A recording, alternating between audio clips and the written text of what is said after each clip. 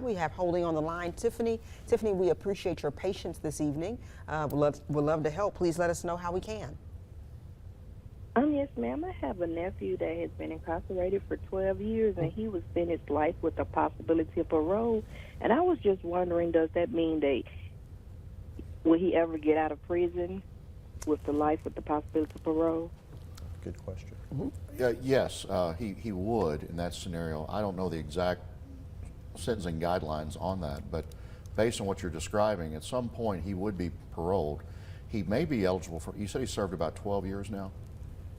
He's done 12 years. Yeah, there's a certain number that they factor in, and a lot of it's based on the background, how many prior convictions they have, and what the sentence was originally, and then what the crime is. But with what's going on, the system is so overcrowded, at some point, and there's good time you can get, how well he's doing in the system.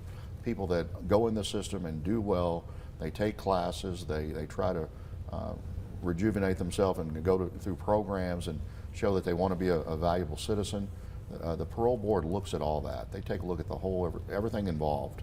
And there could be reports, character issues, and things, and it can work against you or it can work for you, depending on how well you've done. Rob, you used the phrase sentencing guidelines. Will you tell our folks what?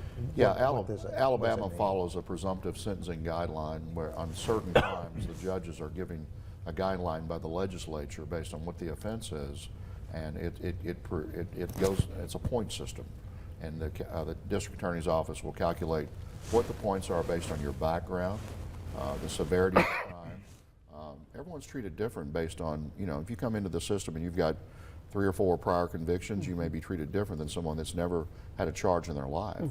So they look at that. They look at overall the point system in Alabama. It's online. You can take a look at it, but each crime outlines different elements that they take a look at. It's good.